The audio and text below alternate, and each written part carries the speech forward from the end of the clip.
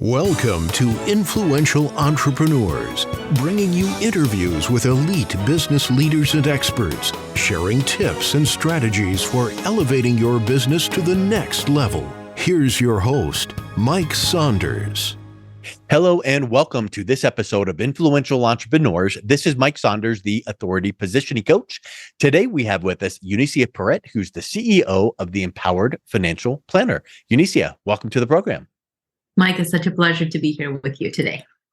I love when I hear the name of a company and you just know there's a story behind why it was chosen.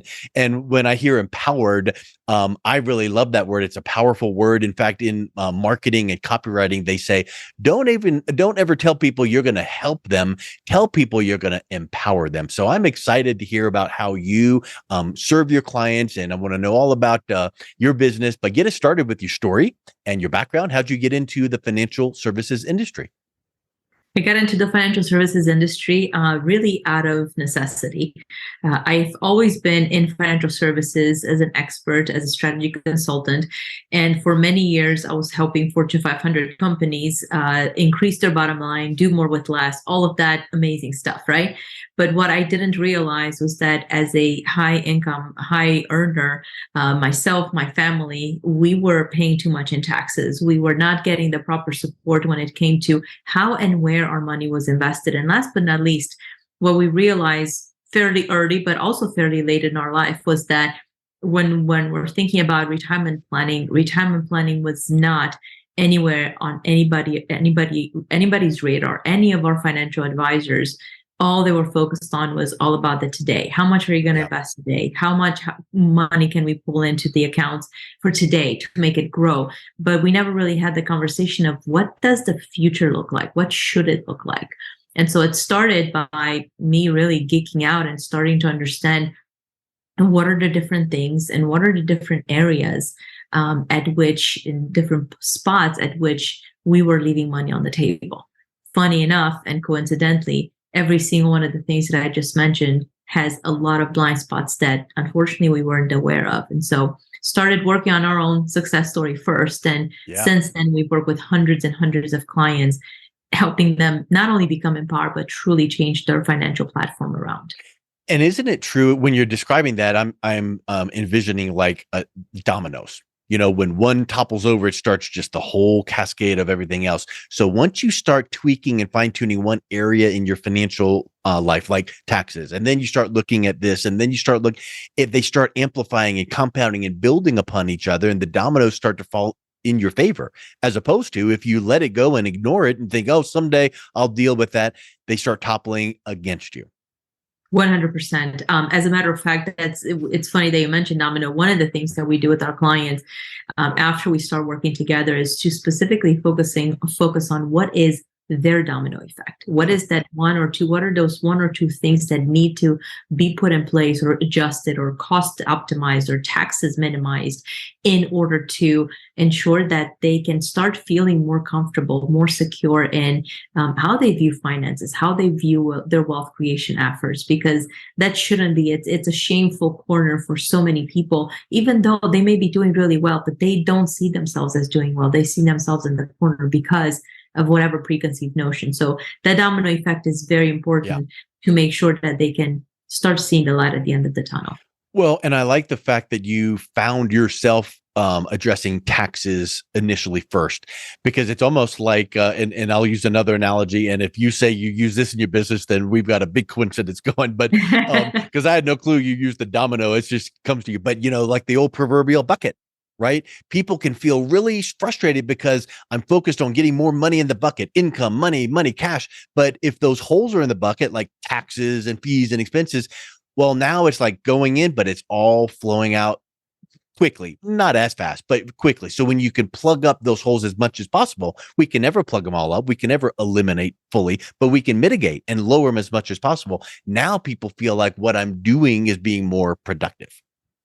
100%. And I won't tell you that I use the bucket, but I was, at one point in time, somebody asked me, why do you keep calling things? What do you keep saying we're bucketizing?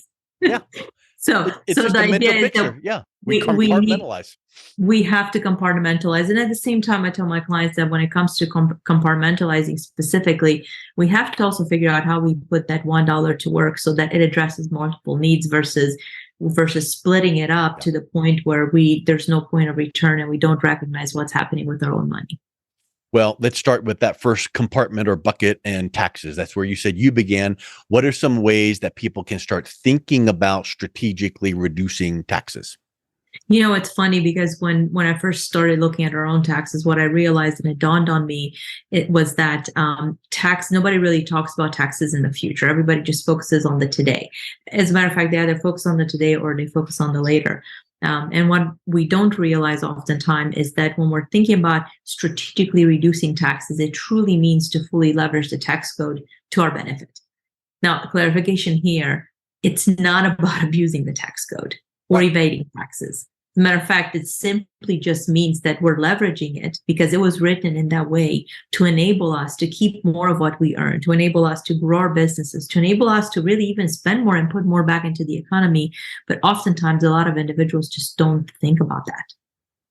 And those are, you hear that, and I'm glad you brought up that contrast of, we're not saying avoid, and we're saying pay your taxes.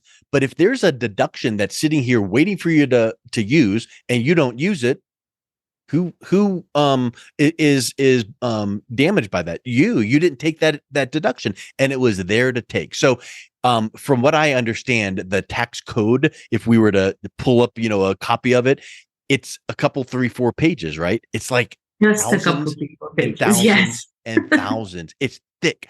How in the world is the typical person or business owner or taxpayer supposed to understand it all and know what options are there to take advantage of? So I think that's a huge piece to keep in mind, is it's constantly changing. And if someone like yourself is saying, oh, from knowing your situation, we could take advantage of taking this deduction or this strategy, all within the tax code, not being unethical, but people don't know what they don't know. No, they don't. And one of the things, before we talk more about what people don't know, that we've realized is that whether we work with super successful business owners or perhaps professionals that are making $200,000-$300,000 per year or more, there's a very strong likelihood that they may actually be paying more in taxes than they should. And what we're finding is that oftentimes when we start working with new clients, just in terms of tax savings, they could easily be saving anywhere between 30 to 50% year over year. And in the first year alone, it can make a world of difference to somebody that historically, if we were to think backwards at all the money we could have saved, we could have reinvested back in our businesses, it makes a lot of people very upset and angry. And what I tell them is we can't look backwards. What happened. What we need to focus on is the future and figuring out how do we focus on that. Now, typically when I hear, I'm putting my consumer hat on, hearing you saying these things, and I'm going, ooh, I've heard some things similar to this before. And typically those are reserved for business owners because you can have a lot of write-offs. But are there these kinds of strategies available to the high income earner that works at a company? They absolutely are. Now, it really would imply that they would need to change their tax status. But one of the things that I will tell you, Mike, is that's one of the things that I didn't know about.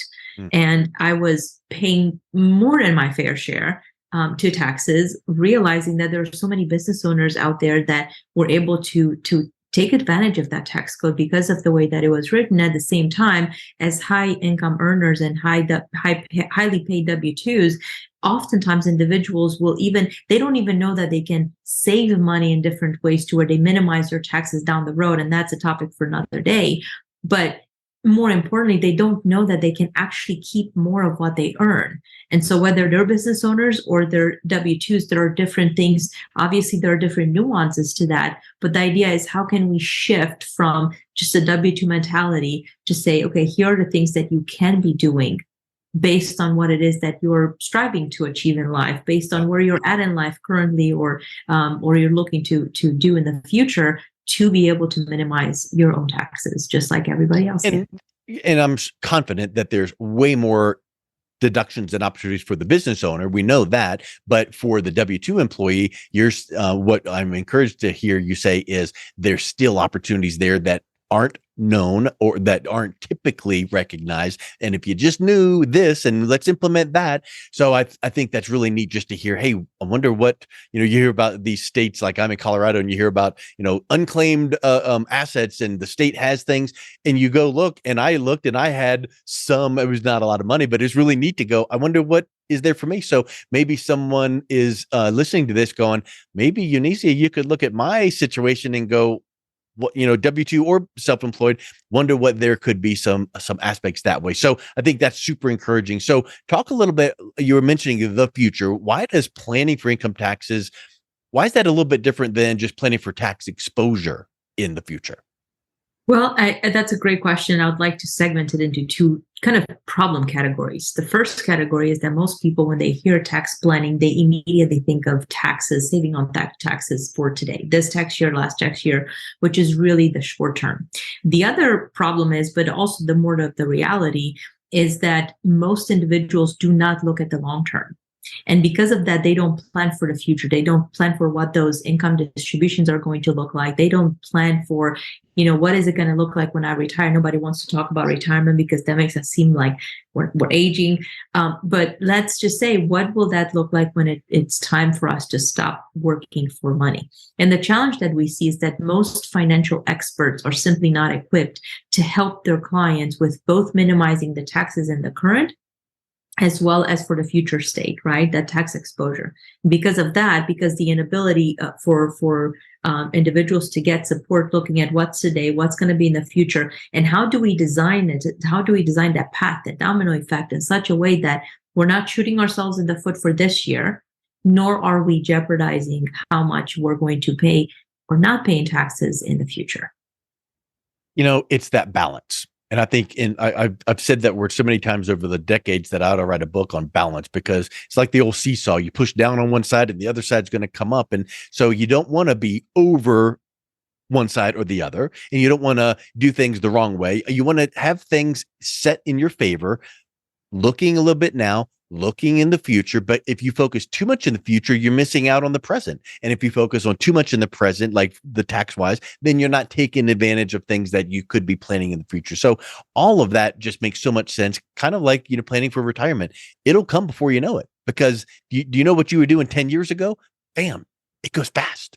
So retirement will be here quicker than we all hope that it is, because time just marches on. So we need to look at our tax situation now, make some plans for the best decisions today, but planning for tomorrow. So it's almost like people, view filing for taxes as checking the box. Oh, I got to file taxes, file it, fill in the blank, done, check, next. But what are those missed opportunities? I think that's a big misconception that people have, right? Well, without that misconception, we've got that people have this inability to really not only minimize the today, but also optimize the future. And because of that, most individuals, frankly, they feel like they don't have control because they don't know where to start. And you're right? If we were to look at 10 years ago, what were we actually doing 10 years ago? It would maybe we're putting ourselves to shame, right? But the challenge here is that as a result of not being able to take that, to have control, and to feeling loss, that loss of control, it's costing individuals tens, if not hundreds of thousands of dollars between the short and the long term. For sure, it's at least tens of thousands of dollars. In most of our clients' cases, when they come over to us, they realize that they can easily save tens of thousands of dollars over a lifetime. Yeah. Certainly, it adds up to hundreds of thousands of dollars, right? And so, because of compound and opportunity. Because if you had this chunk of money that you could have saved this year, next year, and you didn't save it, that could have been put to use this way, that way, different recommendations you have. So it's not just the dollars that are on a piece of paper; it's what you could have been doing it in years to come. And if you don't do it, boy, that can compound quite fast. Big time. And yes, by the time you're putting in, I wasn't even referring to the compounding of interest, right? But by the time you put that in there, and lost opportunity is huge. So in terms of a solution, a lot of people will say, well, we've got a problem. What do we do? Who do I go to? The reality is that individuals don't unfortunately have that team to support them. And what they truly need is they need to get the support necessary to help them plan to minimize not only their exposure to taxes and on current gains, but also to help them think through, what does the future look like for them? What are the goals? What are they trying to achieve? And then work backwards to figure out, how do we minimize their tax exposure in the future? Because frankly, I have not spoken to one person who does not believe that our taxes are going to go up in the future. So if they are going to go up in the future, what are we truly leaving to chance? Is it our lifestyle? Because we might be thinking that, hey, $100,000 might be sufficient for us to live off of in retirement. Well, what if taxes were to go higher? Have we considered what the impact of taxes would be on that income in retirement, right? Whatever the sum may be for individuals, it can be daunting, and it can definitely be a lot of money left to chance. That brings up a huge point that I think a lot of people don't think about. It's 20, 30 years ago, you would go, put things off for retirement because you'll be in a lower tax bracket. Maybe, but big question mark. But here's I know that you can't tell the future. I can't tell the future, but I'll guarantee you this. Here's an indicator of what the taxes could be in the future. You know that little thing called a deficit, and it's in the trillions? Well, how does the government start chipping away or paying that? Taxes. So if the deficit is massive and growing and not going down dramatically, the only option is our taxes are going to stay the same, if not get worse. So we don't know what the tax rate will be, brackets, but we just know that probably taxes today and 10 years ago are lower than what they'll be in decades to come. We don't know what it's going to be, so plan for that. And we don't know the tax bracket. Now, you bring up another interesting point. You think, what's your lifestyle going to be in retirement? Maybe X number of dollars you assume would be wonderful for you. But if you're not going to the office 9 to 5, 6 days a week, maybe you've got more time in your hands to go do traveling or hobbies or things like that, where you might actually be spending more money than what you suspect. So having someone on your team to say, what if? And let's plan for this contingency, and let's have this safety net. That's a huge clarity for people. Huge. And one of the things that I'd love for people to understand is, oftentimes they, especially after they hear me speak, they're going to say, well, why didn't my CPA or why didn't my financial advisor tell me about this? The reality is that seldomly can you find those areas of expertise all underneath a single roof. Yeah. Not because they're not well-intentioned, it's because they're complex. We've got a team of experts that pulls it all together, not because we're so smart, which I kind of think we are, but it's because we have the individuals where, we're bringing together, we're able to bring those together, that expertise together for the client to match where they're at, to match what their goals are, and to ensure that strategic plan gets put in place in accordance to who they are and what those plans are.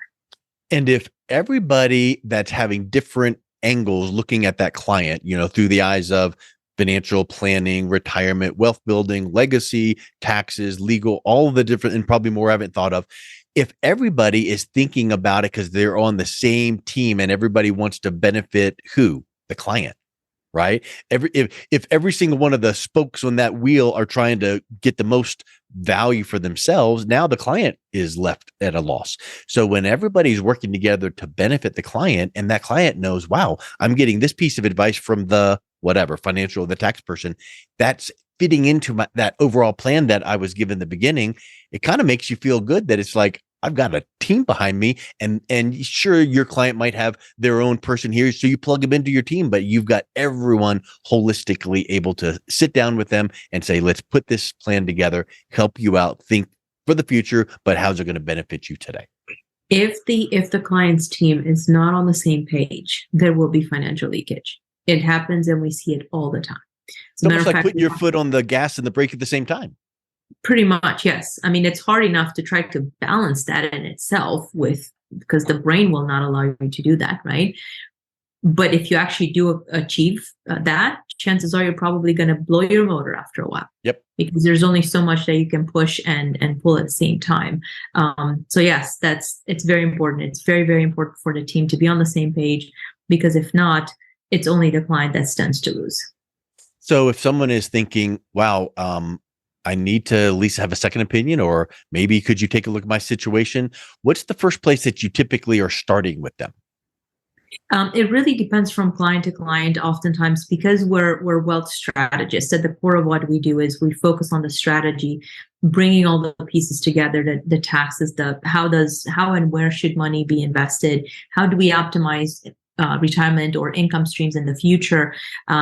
It really depends from client to client. We'll have clients that will come to us, case in point, client came to us and they were told by their CPA that they were going to owe over $2 million in taxes for 2022. And the question was, what do we do? Help.